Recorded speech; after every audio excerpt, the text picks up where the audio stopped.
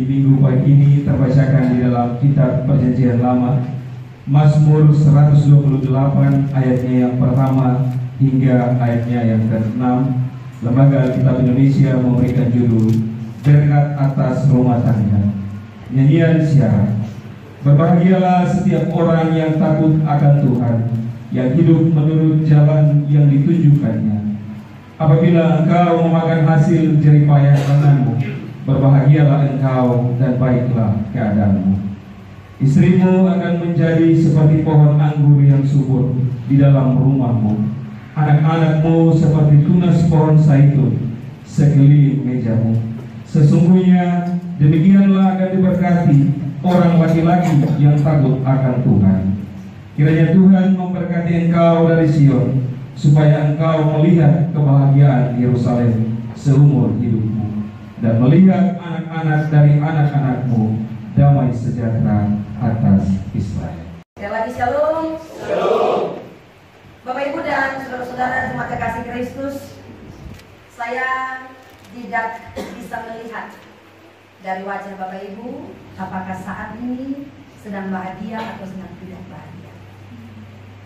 Bapak Ibu juga tidak bisa menilai wajah saya apakah saat ini saya sedang bahagia atau sedang tidak bahagia. Sebab terkadang ada orang yang pintar menyembunyikan pahit hati, luka hati, kesedihan, lalu dia memancarkan wajah bahagia sehingga menutup luka, menutup sedih, menutup kepedihan dalam hatinya. Tetapi ada orang juga yang tidak mampu menata hatinya.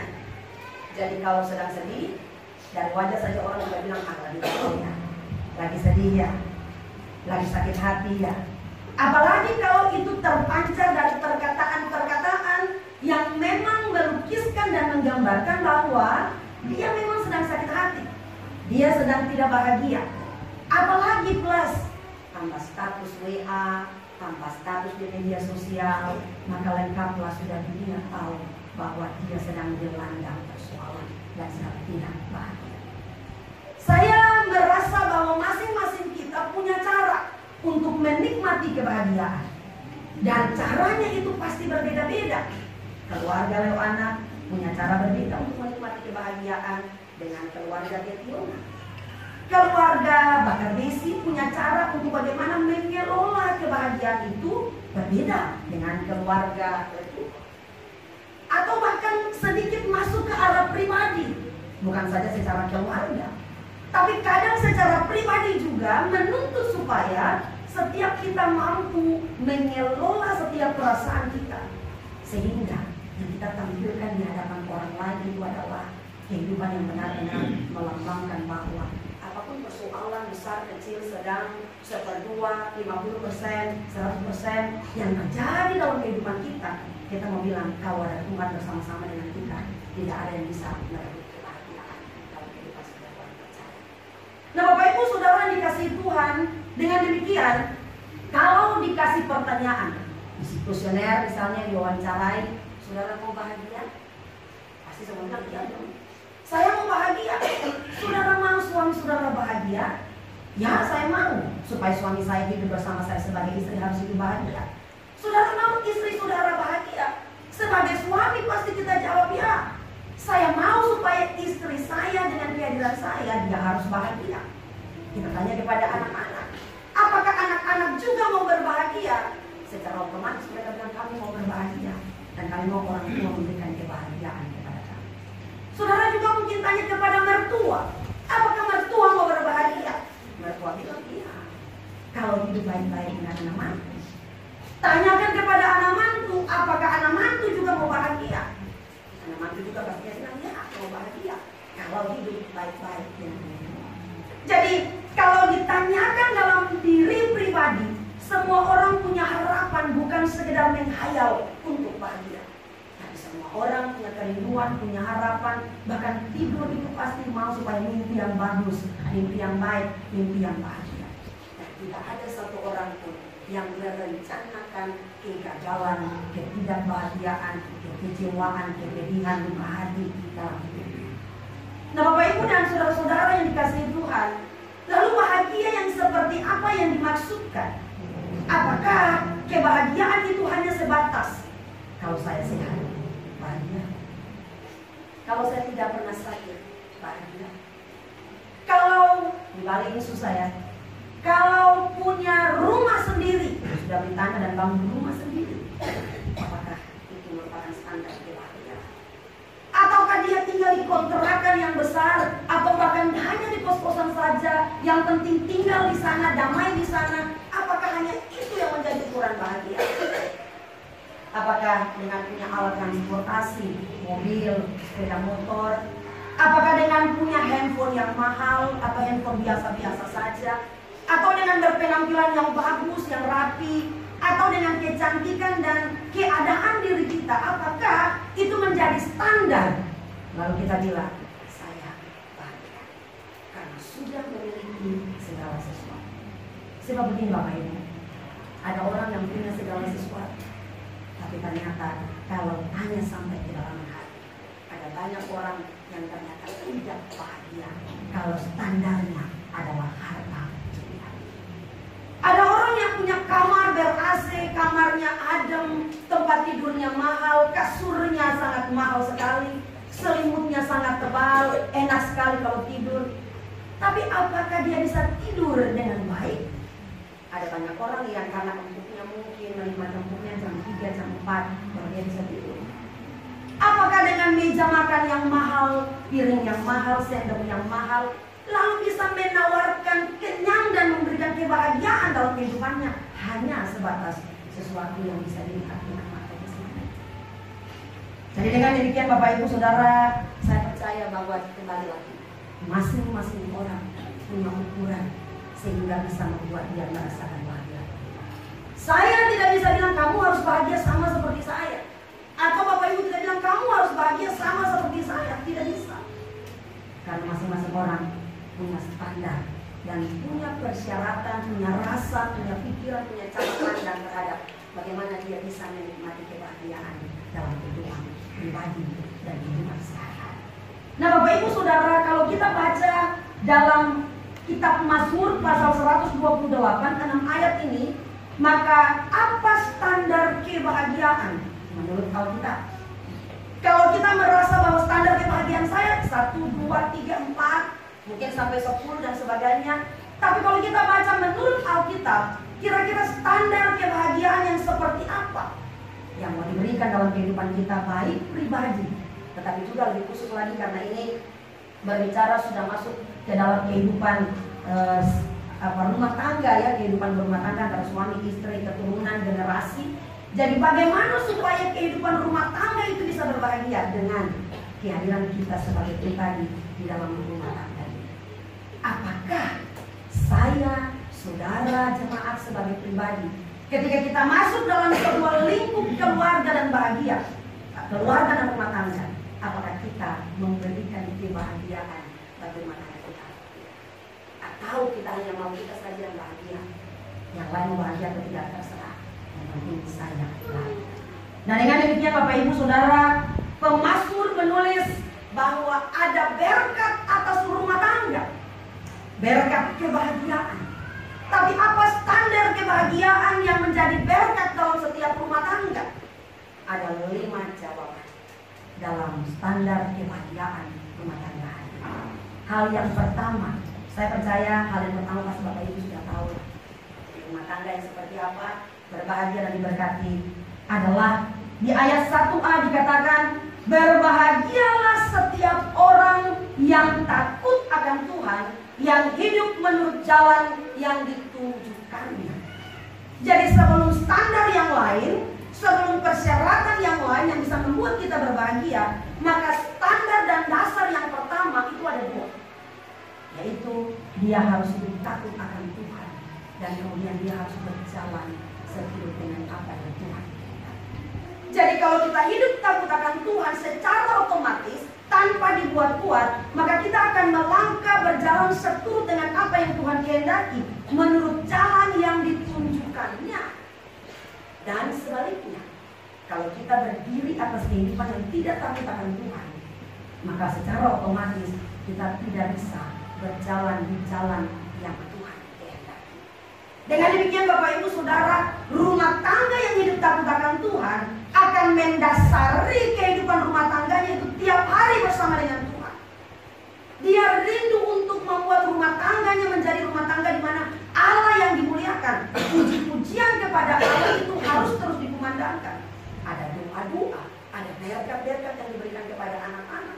Tetapi juga sebagai orang tua harus sadar bahwa rumah tangga yang takut akan Tuhan itu, orang tua harus benar-benar hidup takut akan Tuhan. Orang tua tidak bisa paksa anak harus hidup baik kalau orang tua tidak hidup baik. Orang tua tidak bisa paksa anak di gereja, sedangkan orang tua pemalas di gereja.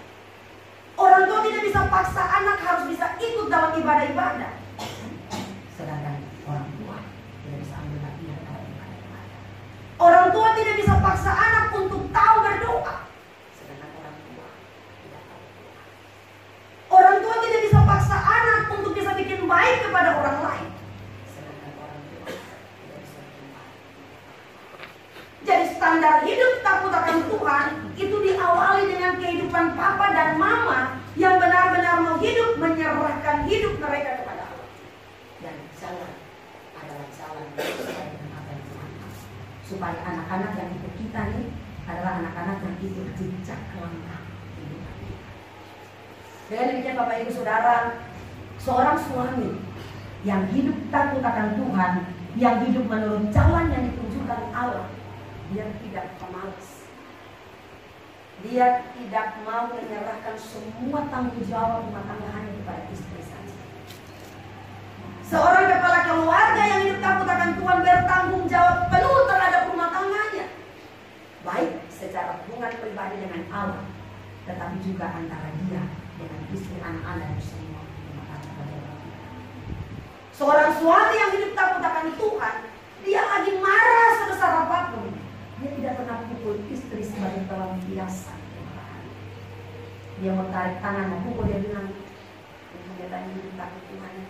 Kalau saya satu kali karena begitu ya. Suami-suami tarik kapung tidak begitu ya.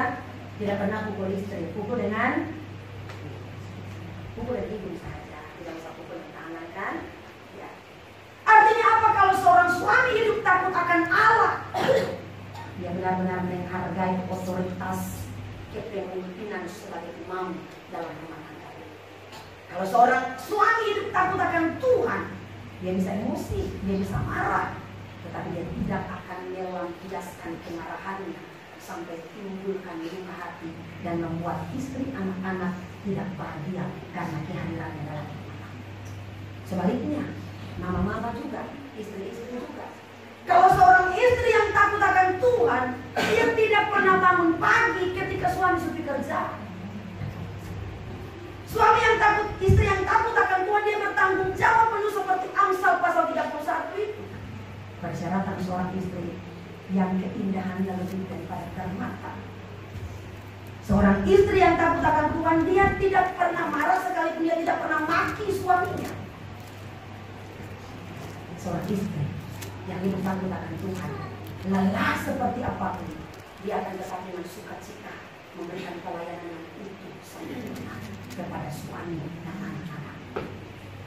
Seorang istri, seorang mama yang takut akan Tuhan, dia marah di tempat lain, dia tidak bisa membiaskan itu untuk anak-anak.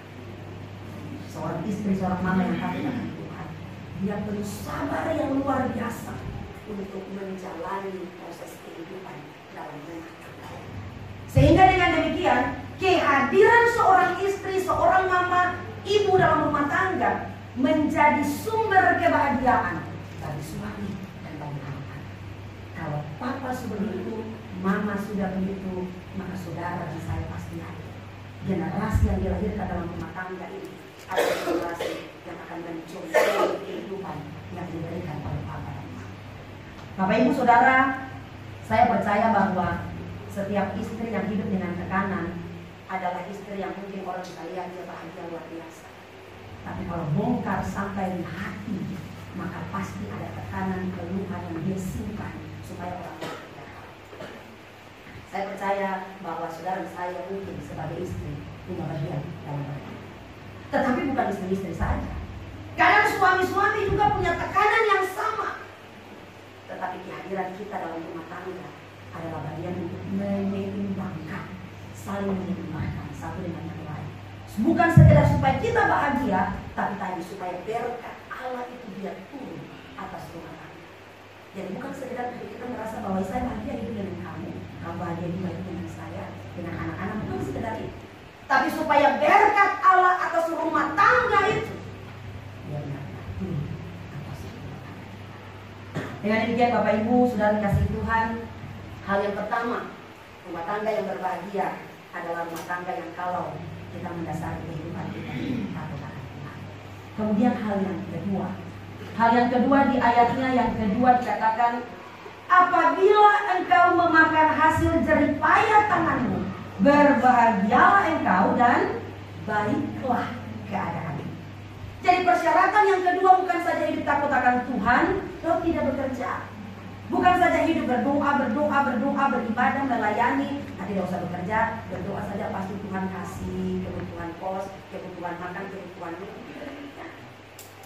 Sebagai orang percaya kita harus tahu bahwa Allah memberikan kapasitas, kelebihan, talenta supaya hidup ini bisa dibuat menjadi berkat bagi orang lain, tetapi lebih khusus bagi kehidupan rumah tangga.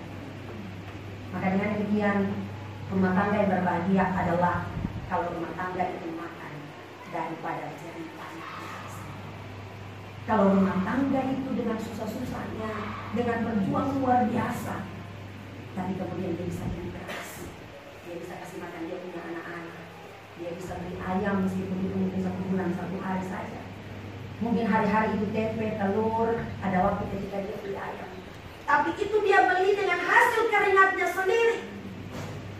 Maka firman Tuhan bilang, itu berbahagia dan baiklah keadaan. Jadi baik keadaan itu bukan berarti bahwa kita sudah punya segala sesuatu dan itu milik orang lain, hanya kita tinggal nikmati saja. Tapi bahagia adalah kalau dengan hasil perjuangan kita, hasil kerja keras kita, hasil usaha kita, mandi keringatnya kita, kelelahan dan kecapeannya kita, kemudian ada hasil yang Tuhan berikan lewat berkat upah dan hasil kerja keras kita, dan kita kasih makan anak-anak dan rumah tangga kita, maka itu menjadi bagian kebahagiaan dalam setiap rumah tangga. Nah Bapak Ibu, saudara-saudara dikasihi Tuhan, dengan demikian ada anak-anak yang sudah menikah tapi tetap masih mengharapkan kiriman dari orang tua 2 bulan, ya. Dan saya percaya kalau ditanyakan orang tua kirim atau bisa beli sendiri, maka orang akan bilang saya lebih berbahagia kalau saya bisa beli sendiri. Dan kalau saya sudah bekerja, saya sudah berhasil, maka orang tua punya bagian yang harus saya berikan juga kepada mereka. Tidak menjadi beban bagi orang lain, tidak menjadi beban bagi orang tua seumur hidup. Kalau kita tinggal di rumah biasa, mungkin kontrakan, mungkin kita punya tempat yang biasa, tetapi kita benar-benar menikmati kebahagiaan daripada kita tinggal di rumah mewah, fasilitas lengkap, semua ada, tapi ternyata semua itu adalah milik orang lain. Kalau kontrakan ya itu bagian kita bayar tiap bulan juga ya, tapi kita menikmati bagaimana kita berjuang untuk bisa tinggal. Tapi ada banyak orang yang lebih mau hidup mewah dan itu orang punya contoh. Di Kali Kampung tidak ada ya. Kalau ada 2 motor parkir, motor kita, saya adalah motor yang pakai gigi dan kalau gigi tek masih bum. Tapi di situ juga ada beat yang keluaran baru yang berapa sih? 125. Kalau ada kunci kita pegang, kunci orang punya yang beat dan kunci yang kita punya, dan orangnya lagi tidak ada, kita bisa pakai. Saya bertanya, lebih pilih beat atau lebih pilih pakai kita?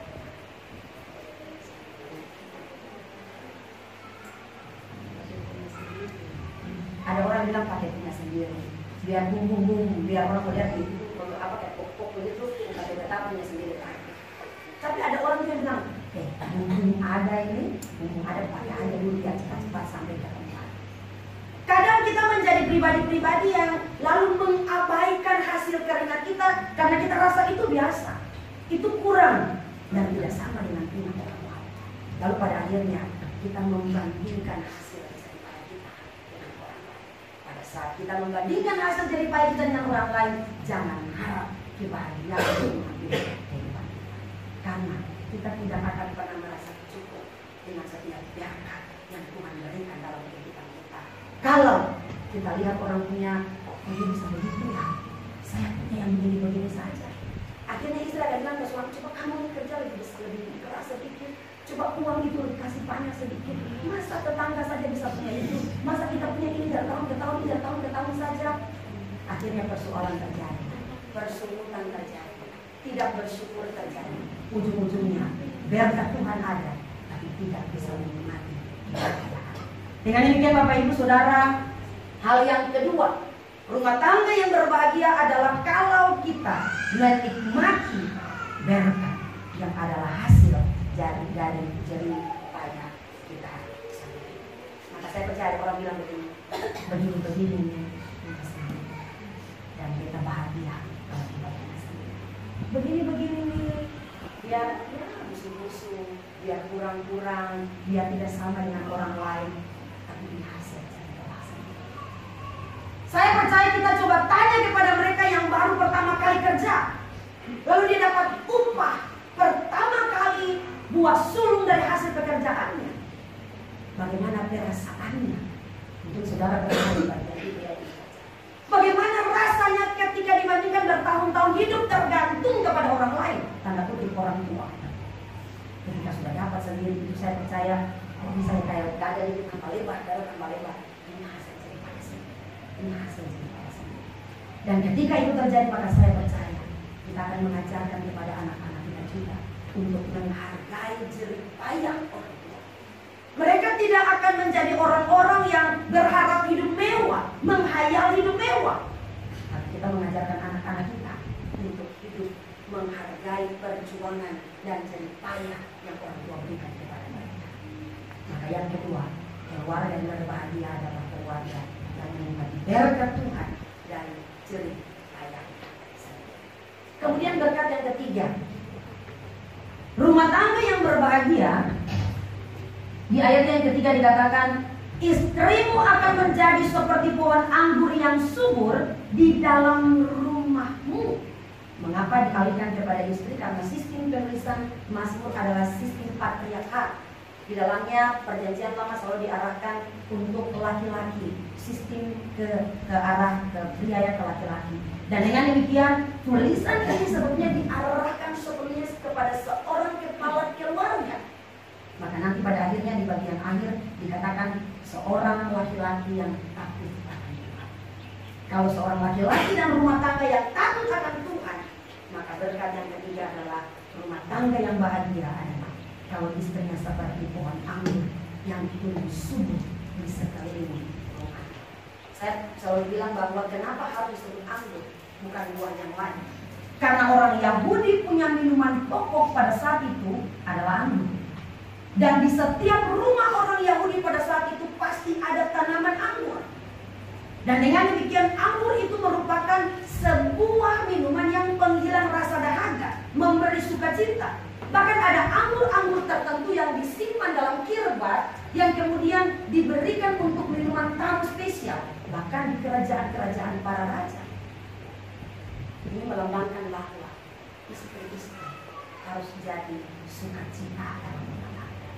Istri-istri harus menghadirkan kepuasan bukan secara tanda kutip, secara badani saja, tetapi menghadirkan kepuasan secara kerohanian karena dia adalah tiang duka dalam rumah tangga.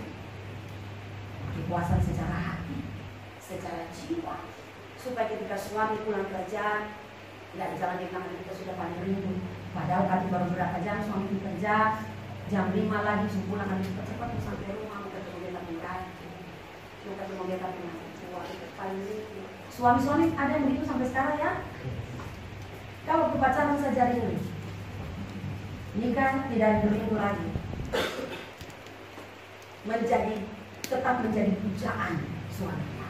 Dia akan tetap menjadi pribadi yang bisa menghadirkan hadirat Allah bersama dengan sang imam dalam rumah tangga. Saya katakan anggur, pohon anggur yang subur.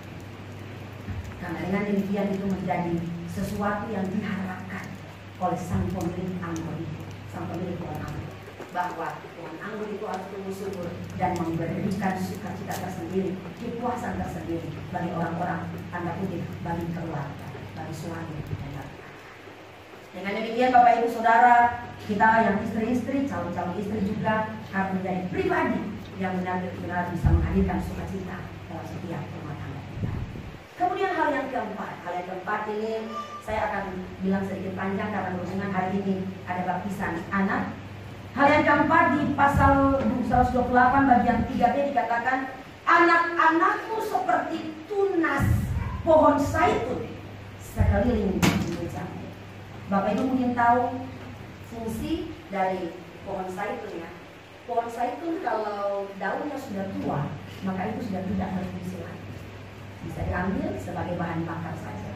Tapi kalau tunas-tunas pohon zaitun itu bisa diambil untuk obat, untuk parfum, untuk kosmetik, itu digunakan. Bahkan itu menjadi hal yang berkhasiat untuk mendatangkan sesuatu yang baik bagi orang yang menggunakan.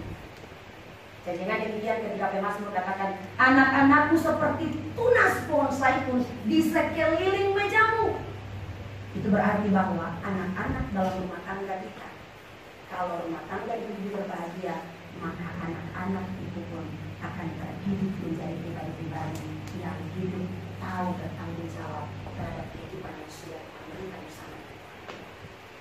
Saya lalu pernah dengar sesuatu ya, pernah dengar ada satu orang yang bilang begini, mungkin Bapak Ibu pernah dengar. Satu ibu, dia bisa mendidik, melahirkan, mendidik, membesarkan, kasih makan, ajar jalan dan sebagainya. Sekian banyak anak, 2 anak, 3 anak, 5 anak, 10 anak. Satu ibu bisa mendidik, menyayangi dan membesarkan mereka. Tapi ketika anak-anak sudah berhasil, anak-anak sudah besar, 10 anak itu, bisakah mereka melihat satu papa dan satu mama? Dulu orang tua mau pergi kemana-mana tuh rengke-rengke, jalan saja bawa semua, gendong satu, satu jalan tarik-tarik, satu jalan semua sama-sama. Tidak pernah mau titip di mana-mana. Tapi kadang kalau kita sudah besar, kita sudah tidak punya waktu untuk merawat orang tua, kita telepon, apakah ada kamar yang kosong? Maka tempat orang tua kita di bukan tujuan. Padahal ketika kita kecil, semua mau kemana-mana. Saya percaya mama-mama, bapak-bapak dari kami tidak seperti itu untuk orang tua. Tetapi itu berarti bahwa ketika kita ada dalam kebersamaan bersama dengan anak-anak kita, mari kita belajar supaya mereka benar-benar tahu bahwa pengorbanan dan jerih payah orang tua adalah bagian berkat yang Allah berikan untuk mereka. Sehingga ketika mereka bertumbuh menjadi besar, mereka tahu bagaimana menghormati jerih payah, menghormati hasil keringat, menghormati perjuangan dan usaha dari orang tua. Kadang Bapak Ibu, saya kalau pulang ya, saya lihat ada foto-foto kita. Jadi Bapak Ibu juga kalau pulang ke kampung, ada foto-foto yang sudah orang tua taruh. Pastinya kalau ada orang yang datang ke rumah, terus ini saya punya anak yang tua, dia sudah jadi tentara, dia ada di kita. Ini yang kasih tunjuk itu cuma foto saja. Tapi meskipun dengan foto, tapi kebanggaan orang tua itu luar biasa untuk anak-anaknya. Dan tidak ada duanya. Kita sebagai anak-anak pernahkah berpikir bagaimana berjuangan mulai dari lahir sampai kita duduk di sini, sampai mungkin mama dan papa kita sudah pergi. Satu kali begini, seorang mama antar anaknya pergi sekolah. Lalu anaknya bilang begini, "Ma, ternyata mama ini juga bocan ya." Lalu mamanya pikir, bocan itu apa? Terus dia bilang, bocan itu bocah cantik. Ya, soalnya mama tiap hari antar jemput. Nanti ya kalau kita sudah besar, kita sudah dapat gaji, baru kita bayar ongkos bocan mama. Dari mulai kita sekolah sampai nanti mama stok anak kita. Lalu ada yang bilang, tidak akan bisa bayar bocannya mama. Artinya ongkos gojek mama tiap hari sampai besar tidak bisa bayar. Artinya apa Bapak Ibu Saudara? Mari kita belajar untuk mendasari kehidupan anak-anak kita dari mereka kecil. Sebab mereka tidak pernah berubah, mereka tidak pernah membangkang, mereka tidak pernah mau balik makan. perhatian, kasih sayang. Karena saya kerja sebagai orang tua, saya tidak akan bilang bahwa kamu harus bayar mami ini, harus bapak ini. Tapi paling tidak penghormatan dan penghargaan untuk menyembuhkan luka hati, menyemangati jiwa di masa tua, itu harus menjadi bagian dalam kehidupan anak-anak. Dengan demikian Bapak Ibu dan saudara-saudara dikasihi Tuhan, mari kita menunjukkan hal yang baik dalam rumah tangga sebagai suami istri, orang tua, sehingga anak-anak yang terdidik adalah anak-anak yang benar-benar menjadi pribadi yang menghargai berkat alam yang diberikan dalam kehidupan perjuangan setiap orang. Sehingga begini, saya mungkin pernah bilang begini, saudara dan saya pakai bagus di tanah rantai, tapi pernahkah saudara berpikir papa dan mama di sana pakai baju kalau berperlu? Saudara dan saya pakai sepatu bagus di sini, tapi pernahkah saudara saya di sana naik ke kebun cuma dengan apa itu ceker, kaki tanpa sandal? Pernahkah saudara dan saya pikir di sini kita pakai motor bagus, dan di sana mereka mandi panas hanya untuk berjuang bagaimana, apalagi anak-anak yang sedang kuliah ya, berjuang untuk memberikan yang terbaik buat saudara dan saya. Mungkin saja mereka jual tanah karena kita minta uang, mereka bikin semua untuk siapa? Untuk saudara. Lalu pada akhirnya ketika kita sudah dapat semua, bagaimana kita mengembalikan bukan uang, mengembalikan bukan barang, mengembalikan bukan harta, tapi mengembalikan rasa empati, sayang, cinta kita, perhatian, penghargaan kita yang luar biasa yang kita berikan untuk orang tua kita. Dengan demikian Bapak Ibu, tanyakan kepada mama-mama, kalau anak bikin luka hati, kira-kira bahagia atau tidak? Tapi tanyakan kepada orang tua, kalau anak bikin angkat muka begini, bahagia atau tidak? Dan saya percaya, anak-anak yang berbahagia adalah anak-anak yang bikin bangga orang tua. Anak-anak yang tahu injak pintu gereja, anak-anak yang tahu bikin baik, anak-anak yang jaga nama baik orang tua, anak-anak yang hormati perjuangan kerja keras orang tua. Dan dasarnya itu jelas, mereka tidak akan dapat pelajaran itu di luar, tapi mereka akan dapat pelajaran itu dalam rumah tangga. Lewat siapa? Lewat kita sebagai papa dan mama yang tadi yang ditakut akan Tuhan. Bapak Ibu sudah dikasihi Tuhan Yesus Kristus. Dengan demikian hari ini keluarga Kodok membawa dua anak mereka, Ale dan Arya, untuk dibimbing nanti dalam rumah tangga bersama dalam pelayanan menjadi anak yang dibesarkan dalam Tuhan. Dengan demikian jangan tunggu mereka besar baru dasari mereka yang lemah, itu sudah terlambat. Dari kecil ini, dari mereka masih usia bermain ini, mari perkenalkan siapa Tuhan kepada mereka, supaya ketika mereka bertumbuh bagus dalam iman, maka mereka akan dipenuhi dengan hal-hal kesukacitaan, kerinduan untuk menjadi yang terbaik, sehingga menghadirkan kebahagiaan dalam orang. Bapak Ibu Saudara, anak-anak kecil itu ya, saya mencatat 3 contoh. Kalau mereka dapat sesuatu dari orang, lalu kita bilang makasih, bilang apa? Aci, oh makasih, sama-sama, gitu ya. Jadi kita paksa anak terima sesuatu, bilang apa? Aci, gitu. Jadi anak-anak dalam proses belajar gitu. Tapi pernah ketika saudara bilang, Yong, ambil mama teh dulu, tolong ambil sepatu dulu. Datang kasih, pernah kan bilang, terima kasih Nyong, mau mana baik ya. Pernah kan kita tidak bilang ucapan terima kasih, tapi kita paksa mereka untuk bilang terima kasih ketika mereka terima. Dan pada akhirnya kita memaksakan supaya mereka belajar dari perkataan saja dan bukan dari tindakan. Itu kalau terima kasih. Kemudian kadang kalau anak-anak kita bermasalah dengan orang lain, kita mengajarkan mereka minta maaf. Ayo minta maaf. Akhirnya mereka minta maaf. Tapi saudara, saya pernah berpikir ketika kita jalan injak kaki mereka. Pernahkah saudara saya bilang, aduh maaf ya sayang ya, mama sudah injak kakinya.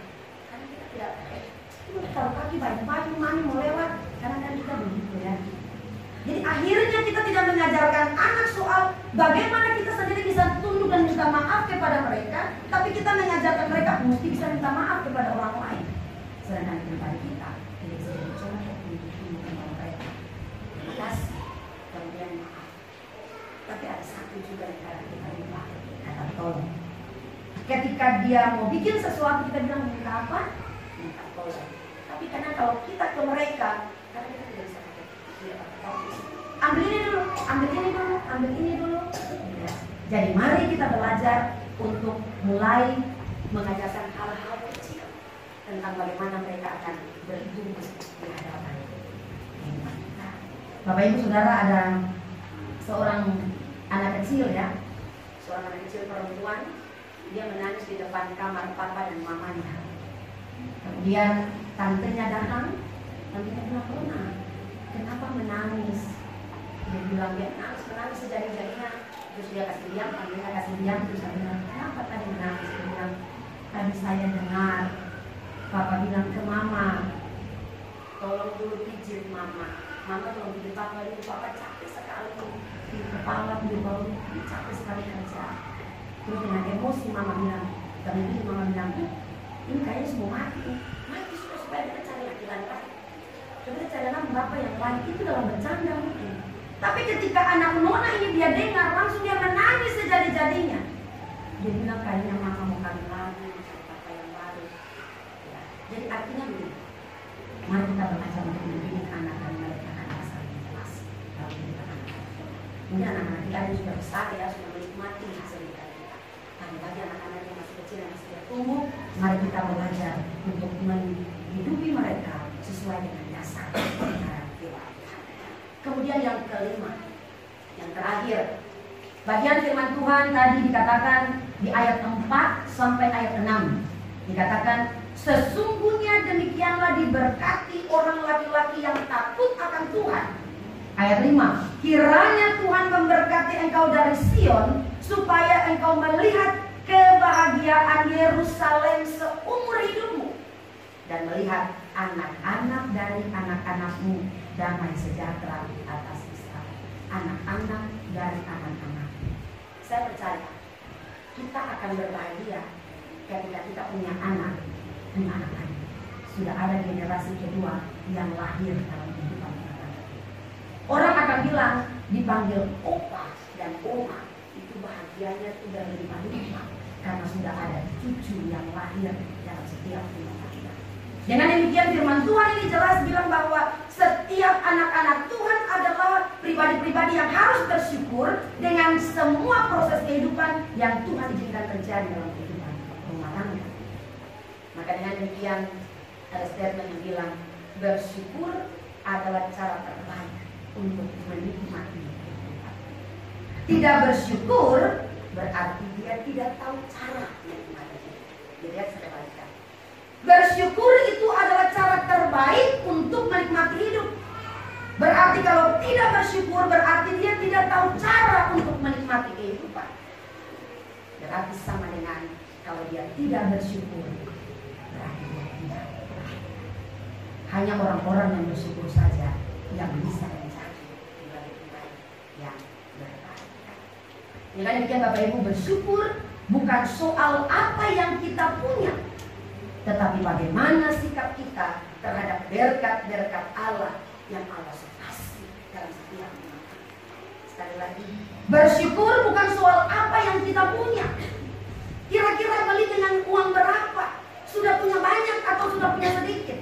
Tapi bagaimana sikap kita terhadap berkat-berkat Allah yang sudah Allah berikan dalam setiap kehidupan.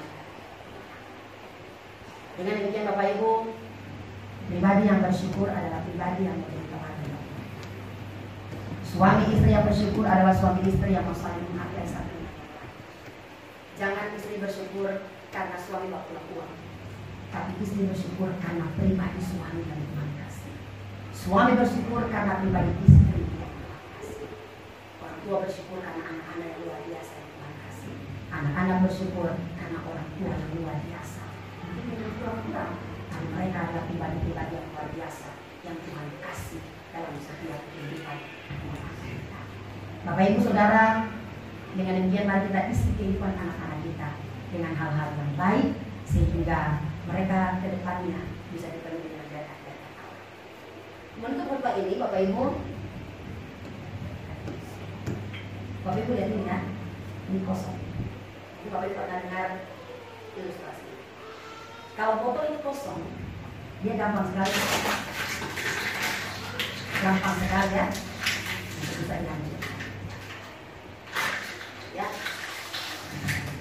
Lalu kemudian menjadi apa? Buang saja, karena tidak ada fungsi. Mungkin bisa diambil untuk diolah lagi. Artinya apa Bapak Ibu? Kalau kehidupan kita kosong, maka gampang sekali untuk terombang-ambing oleh kehidupan dunia ini. Bingung, resah, tidak tahu mau bikin apa dengan kehidupan yang kosong ini. Tapi kemudian kalau yang kosong tadi diisi dengan air dan penuh seperti ini, boros tidak bisa. Tidak akan bisa dilanjutkan. Kenapa? Karena botol ini penuh dengan air. Apa artinya? Mari kita belajar. Saya tahu kita pribadi yang sebetulnya kosong. Karena kita adalah orang-orang yang berdosa, orang-orang yang salah, orang-orang yang sebetulnya tidak layak di hadapan Allah. Tapi bukalah hati kita, supaya ketika hati kita dibuka, kemudian hal-hal yang ilahi, hal-hal yang kudus, hal-hal yang baik, kebenaran firman Tuhan itu diisi dalam botol yang kosong ini. Kemudian kita tutup mati, tidak boleh keluar kemana-mana. Kita kunci Roh Kudus, kita kunci firman Tuhan, kita kunci kekuatan Tuhan dalam kehidupan kita. Lalu kemudian dunia mau ombang-ambing, dunia mau cekik, dunia mau apa-apa pun tidak akan bisa merombak kehidupan yang sudah Allah taruhkan dalam kehidupan kita. Ini tugas dari orang tua. Isi anak-anak kita. Sekarang coba tanyakan, lebih hafal mana? Lagu sekolah minggu atau TikTok? TikTok. Tapi ada sekolah minggu yang bilang karena mereka cepat hafal, maka berikanlah pengajaran sekolah minggu dalam TikTok supaya anak-anak cepat mengerti. Dan pada akhirnya Bapak Ibu, anak-anak kita akan terbawa untuk hal-hal yang duniawi lebih cepat masuk dalam kehidupan mereka, isi penuh dalam kehidupan mereka. Hari ini mari kita belajar untuk isi penuh kehidupan anak-anak kita dengan hal-hal yang baik, hal yang murni firman Tuhan, supaya dunia mau error dia seperti apa, dunia mau pukul dia seperti apa, dunia mau kasih dia dalam jual seperti apa, dia akan tampil tidak akan terjadi dasar kehidupan anak-anak kita jelas. Dengan demikian Bapak Ibu Saudara, mari kita menjadi pribadi yang siap untuk menerima berkat kebahagiaan dari rumah tangga dengan 5 persyaratan tadi. Kalau kita takut akan Tuhan, kemudian makan dari jerih payah, kita sendiri, anak-anak kita sendiri, istri yang sama seperti pohon anggur yang subur, kemudian anak-anak seperti tunas pohon zaitun, dan menjadi pribadi yang bersyukur. Lima ini terjadi, maka berkat kebahagiaan dalam kehidupan rumah tangga khususnya Tuhan juga akan jelaskan. Amin untuk kebenaran.